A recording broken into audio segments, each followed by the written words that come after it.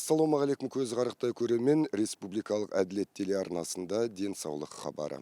Халыққа медициналық қызмет көрсетуде Түркістан облысы Созақ аудандық орталық ауруханасының дәрігерлері бүгінде халыққа сапалы қызметтер көрсетуде. Сондай-ақ президенттің Таза Қазақстан экологиялық акциясы да ұдайы жүргізіліп отырады. Осы және өзге де тақырыптарды өздеріңізге кеңінен тарқатып айтатын боламыз.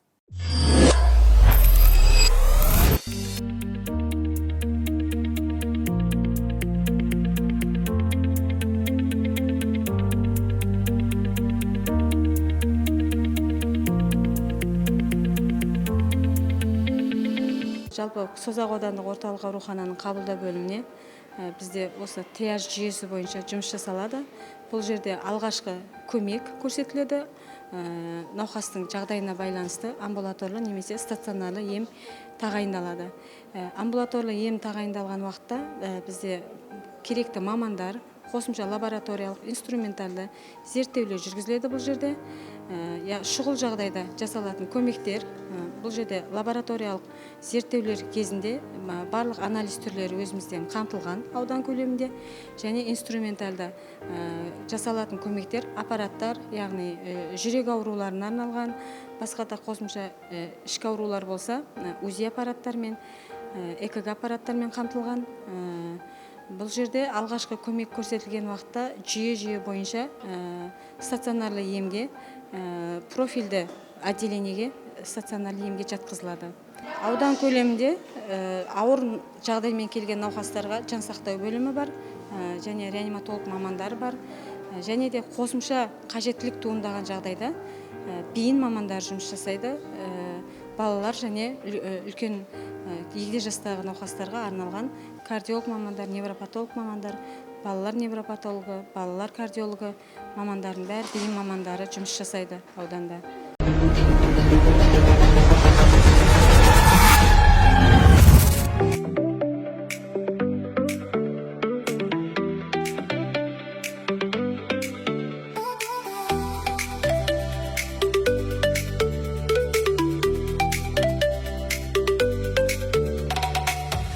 Таңда еліміздің президентінің акциясы, экологиялық акция Таза Қазақстан бойынша қызметімізді атқарып жатырмыз ұжым болып. Әр кезде осы аптаның әрбір 5-ші күні бүкіл ұжым болып өзіміздің территориямыздың, аумағымыздың тазалығын қамтамасыз етіп жатырмыз. Келген ауруларға да жалпы келушілердің жағдайын жасап, тазалық денсаулықтың кепілі деген осы қағиданы ұстанып, әр кезде өз қызметімізді атқарамыз. Бұл бағыт бір күндік емес екенін білеміз. Ары қарай да жалғасын табады, өмір салтына енілу керек екенін түсінеміз.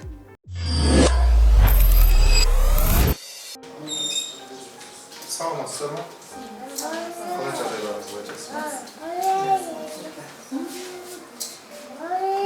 Қалай екен балам? Айта бер. Пневмонияға түскен, несі басылды, әдіш басылды. Базалин антибиотик қабылдап отыр. Дексаметазон системалық ретінде қабылдап отыр. Ингаляция қабылдап отыр. Қазір жағдай жақсы. Пневмонияға жатыр. Негізі бұл жерде қабылдап жасаймыз. Ар жақта тоже әдіш түскен. Несіне әлсізді тамақ ішпеген әлсіздіктен түскен. Пневмониямен уже екі антибиотикті қабылдап отыр. Сетті бекентамицин, глюкоза қылуатыр, гексалат қылуатыр, емфилмен. Жағдайларыңыз жақсы ғой? Иә, температурамен түскенбіз. Басылды? Әлсіз болып. Рахмет, иә, қазір жақсы. Врачтар жақсы қарап жатыр, жақсы назначение беріп жатыр. Антибиотик сепазарын қабылдап отыр, ингаляция қабылдап отыр. Адышқы болмаған? Адышқы болған жоқ. Температурамен келді. Басылды ғой? Острый бронхит деген диагноз қойды. Жақсы. Көңілі сирек жақсы. Сау, бетіңіздер. Рахмет. 10 күні түстік. Негізі бір апта алдын ауырған тұғын балам құсып, ең бірінші температура басталды. Температура түспей, 2 күн алыстым ғой үйде. Іші өтіп, құсып, одан тамағы қызарған. Өзім негізі үйден больницаға бармай, үйден өзім неғып көрейін дедім да. Ем-дом жасап көрейін деп, дәрілерін беріп, қадағалап сөйттім. Содан болмады. Құсып, тоқтамай қойды, іш өткен. Тамағы қызарған, оның үстіне аузы да ойылып кеткен. Сонымен неге больницаға келіп түстім, қабылдауға өзім алып келдім. Сөйтіп Күләш апай тексеріп жатқызды. Қазір балам жақсы, келген бойда ем-дом жасады, система салып, құсқаны қойды. Сол кезде температура өзі қанша күн беріп жүрген ғой. Келген кезде жаңа система салып неғаннан кейін терлеп, бірден қойды ғой, температурасы шықпай қалды. Дер кезінде көмек қолын созған дәрігерлерге, осы орталық емханадағы басшыларға, мейірбикелерге алғысымыз шексіз. Қай уақытта болса да жаңағы сразу ем-дом жасайды ғой. Алдында да негіз осы пневмониямен түскенбіз. Осы негіз инфекционныйға жататын болып ойлағанбыз ғой. Жаңағы іш өтіп құсқанға сөйтсек, бұл рентгенге түсірсек пневмония болып шықты да. Біз оказывается білмейін екенбіз да, мұны жүре бергенбіз ғой. Өршітіп алғанбыз. Сол дәрігерлердің арқасында не болып тұр ғой. Сразу жасап, сразу жатқызып, ем-дом жасады ғой. Енді уже бүгін мен Алла қаласа 5 күндей болып қалдық жатқанымызға. Бірінші күн шығып қаламыз деп тұрмыз. Қазір келгеннен тфай-тфай жақсы жүгіріп жүр, шамал болса да қарала, сарала біт. Дәрігерлердің арқасы ғой. Саламатсыздар ма?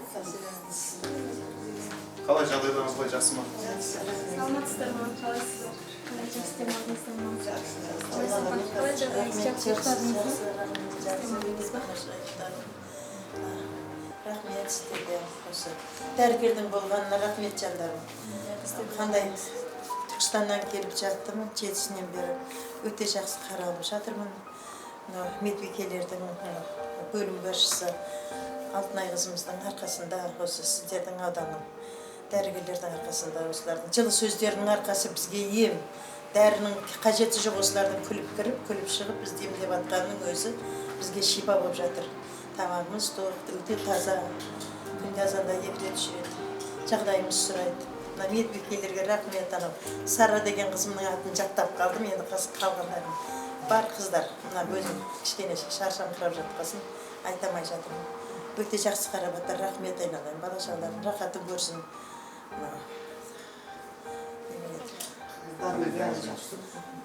Барлық жағдайымыз жақсы, давлением 220-мен келгем, қазір 120-ға түстім. Өзімді жақсы сезініп жатырмын. Осы бөлім басшысы Алтынайға рахмет, қыздарына рахмет. Көп бала-шағалардың рахатын көрсін. Өте жақсы сезімде жатырмын өзім. Бүгін шығам, Алла бұйыртса, өте жақсы. Осы Шұлыққан ауылының тұрғынымын, пенсионермін. Келіп бірінші күні осы инфекционный больницаға жаттым. Шамалы жөтел қысып, рахмет, міне 2 күннен бері емдеп жатыр. Бақытлы уколдарын салады, врач келіп көріп кетіп жатыр, қалайсыз деп. Рахмет айтамын медсестраларына, врачтарына. Рахмет. Қазірде келіп, давление өлшеді врач. Жақсы, медсестралар бірден тамырға түсіп жатыр. Апа деп құрметтеп жатыр. Енді одан артық не керек бізге? Қазіргі жасымызда сол құрмет қой, одан басқа ештеңе керек емес. Келе салып сыйлағандарына рахмет. Осы ауылда тұрамыз, пенсионерміз, пенсиямызды уақытылы аламыз. Сол ғой. 69-ға келгенмін, жақсыдан 70-ге берін осындай шамалы. Давление деген бәле шықты. Емделетін жасаған, келгелі жақсы қарсап жатыр. Осы кешеден бері уже бүгін бөлімнен қолым жұмылып, жақсы. Жақсы болып қалдым, жағдайым жақсы. Мына медиктерге көп рахмет. Бірінші помощь жасады. Қазір жақсымын. Күнде өсе де өзі азанда келіп тексереді, давление өлшеп, қазір 120-80 нормальный температура. Мен бұрын давлениемен ауырған емеспін. Білмеймін, қандай болғанын. Осы жақын арада жақсы болып шығарсыз, 2 күнде деді. Шипасын берсе, жақсы болып кетерміз. Алтынай қызға мың бір рахмет. Мекемеміз бірнеше дәрігерлік амбулаториядан тұрады. Атап айтқанда 8 дәрігерлік амбулатория бар, 1 медициналық санитариялық алғашқы көмек орталығы бар, 14 медициналық пункт, одан кейін 4 ФАП бар. Мұнан бөлек үлкен аурухана, өзі орталық емхана бар, осы Шолаққорған ауылында тұратын.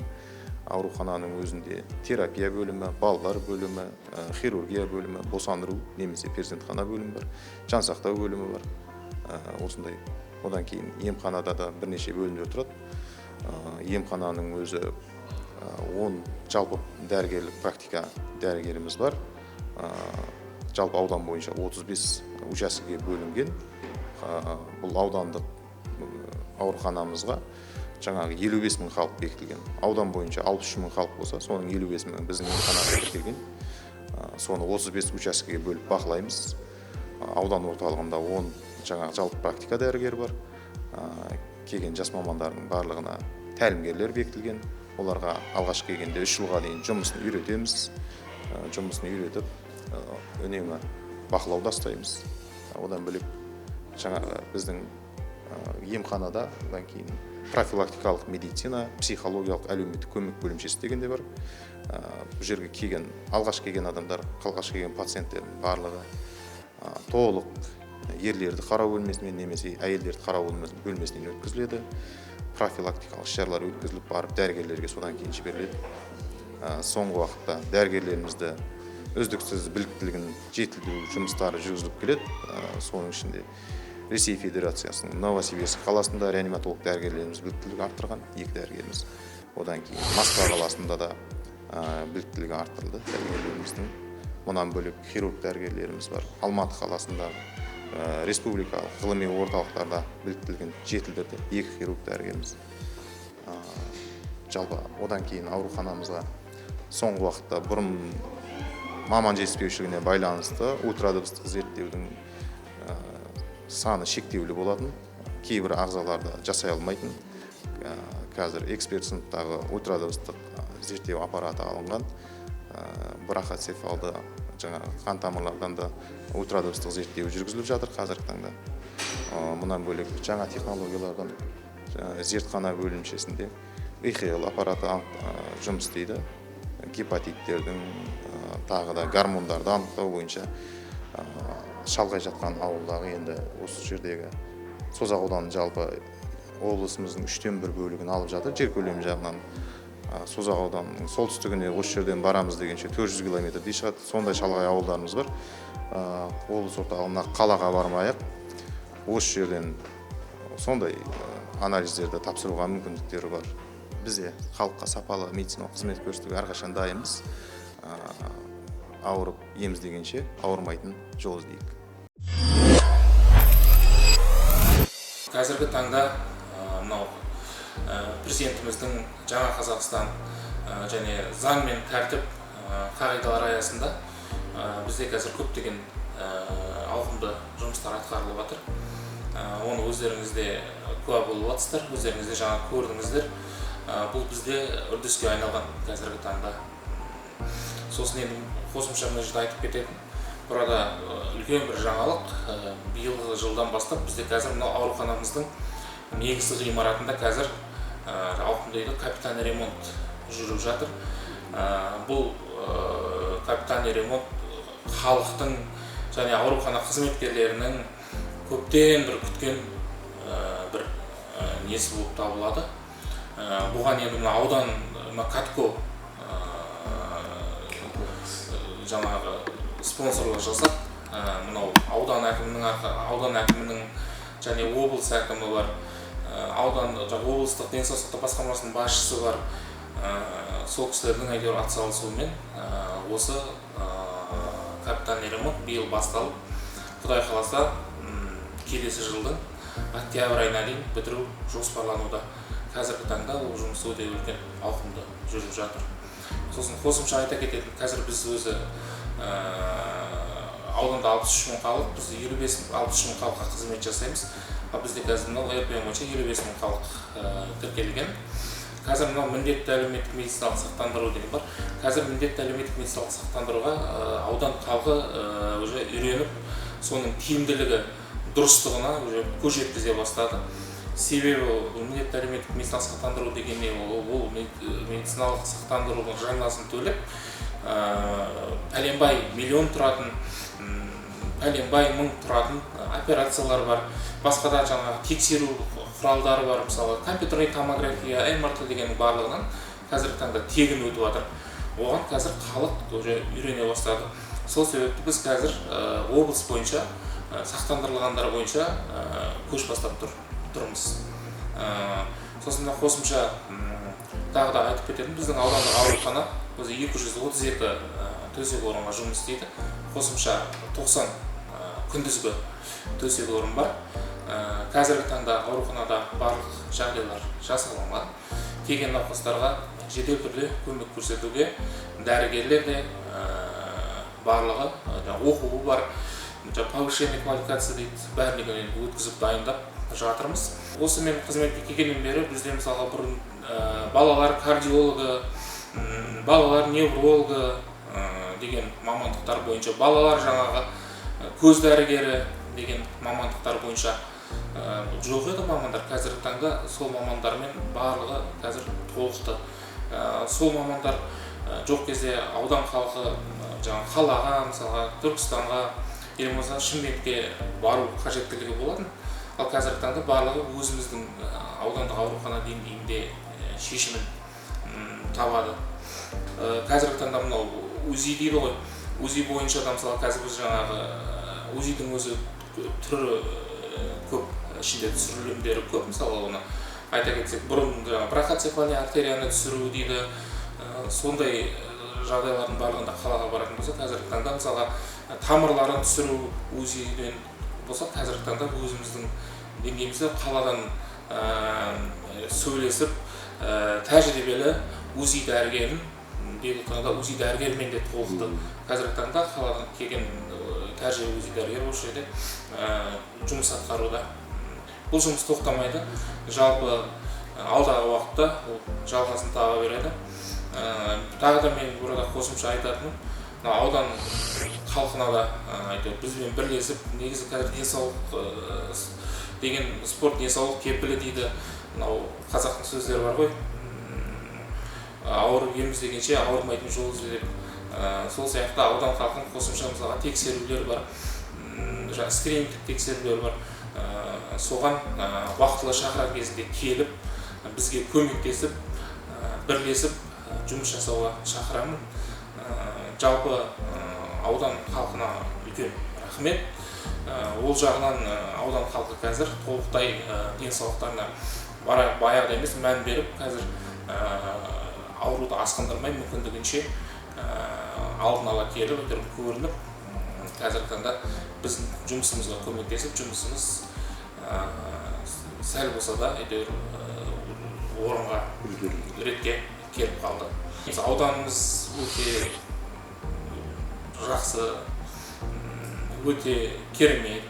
Қазіргі таңда былайша айтқанда ауданды қарасаңыздар, кейбір қалалардан артық болып көрінеді. Түнгі уақыттары вообще өте керемет, демаласын, таңғаласын. Осы өзгерістің бары осы соңғы бір 3-4 жылдың көлемінде орын алды. Қуанамыз ауданымыздың дамып жатқанына, өсіп жатқанына. Қазіргі таңда компьютерный томография жоқ бізде аудандық ауруханада, МРТ жоқ деген сұрақтар өте көп қойылады. Ол енді қазір капитальный ремонт біткеннен кейін сонымен бірге жаңа компьютерный томографта қою жоспарлануда. Сосын қосымша айта кететін, біз жаңағы облыстық денсаулық сақтау басқармасының үлкен рахмет. Солармен бірлесіп жұмыс жасаймыз. Мысалға облыстық клиникалық аурухана, облыстық балалар ауруханасы бар. Түркістанда 3-ші перинаталдық центр бар. Түркістандағы балалар ауруханасы бар. Түркістандағы қалалық аурухана бар. Осы барлық ауруханалармен біз өте жақын байланыстамыз. Бір-бірімізбен кеңес береміз. науқасты жаңағы кез келген уақытта видеомен де телемедицинамен де қажеттілік болса келіп те консилиум жасап науқастарға барлық жайлы жағдай жасап науқасты мейлінше емдеп дұрыс шығаруға, дұрыстап жазып шығаруға барлық әрекеттердің бәрі жасалған. Бұл тоқтамайды. Бұл ауданның медицинасын дамыту ары қарай толығымен жалғасады. Құдай қаласа осылай дами берсе, тағы да бір 4-5 ай келесі жылдары тағы да бір үлкен қосымша өзгерістер болады деп айтамын. Сіздермен кездесіп жатсақ, сол уақытта тағы да қосымша өзгерістерді айта береміз. Үлкен рахмет. Осы жерде жаңағы міндетті әлеуметтік медициналық сақтандыру жүйесін жарна төлемей жүрген аудан тұрғындарын жарналарын төлеп, осы бүкіл жағдай жасалған жағдайды пайдалануға шақырамын. Тағы да қосымша мынау республикалық әділет телеарнасына дағы денсаулық хабарына үлкен рахметімді айтамын. Ғұмыр ұзақ болсын, жасай берсін. Үлкен рахмет.